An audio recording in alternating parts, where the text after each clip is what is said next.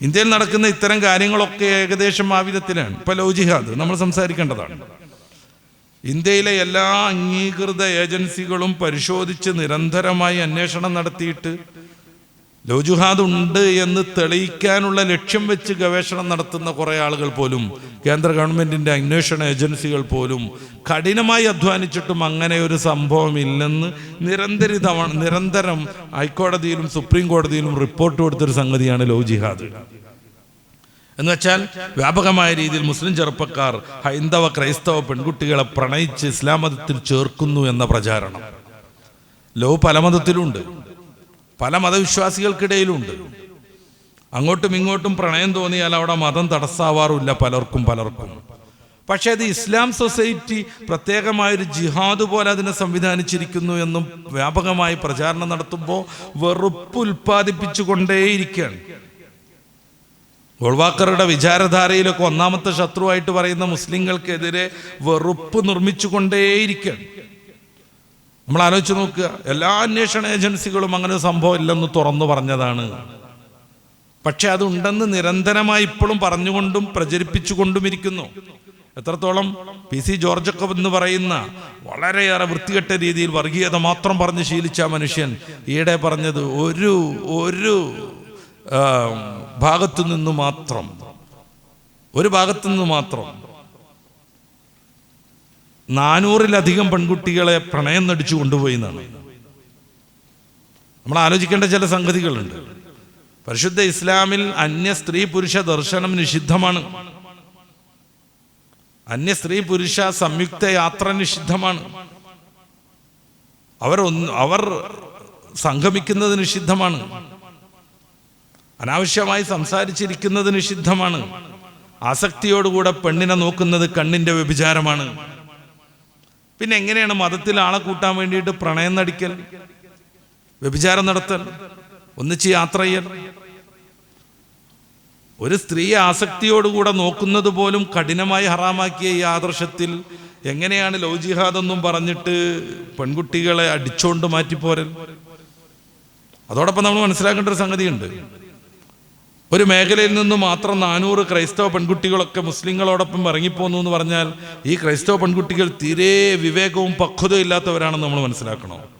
ഏതെങ്കിലും ഒരുത്തം വന്ന് ഒന്ന് ചിരിക്കുമ്പോഴേക്ക് ഇറങ്ങിപ്പോകാൻ മാത്രം മന്ദബുദ്ധികളാണ് ഇവർ എന്ന് അവരുടെ നേതാക്കൾ തന്നെ തെളിയിച്ചുകൊണ്ടിരിക്കണം.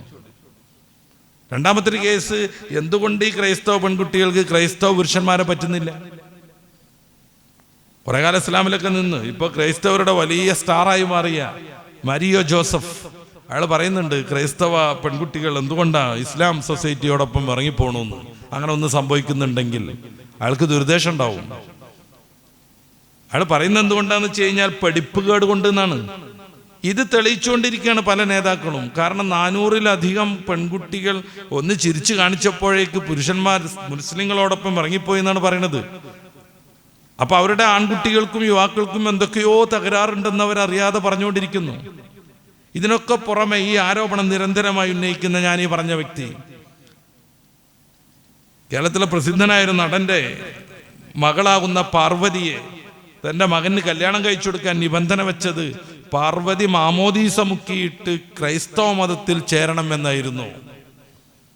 ഇപ്പൊ അൽഫോൻസയാണ് ഈ പാർവതി. അൽഫോൻസയാണ് ഇപ്പൊ പാർവതി എന്ന് പറയുന്ന പെൺകുട്ടി. ഇതൊരു പുതിയ വിവരമൊന്നുമല്ല, ഞാനായിട്ട് പ്രഖ്യാപിക്കുന്നതുമല്ല, നിങ്ങൾക്ക് ഓരോരുത്തർക്കും അറിയാവുന്ന കേസാണ്.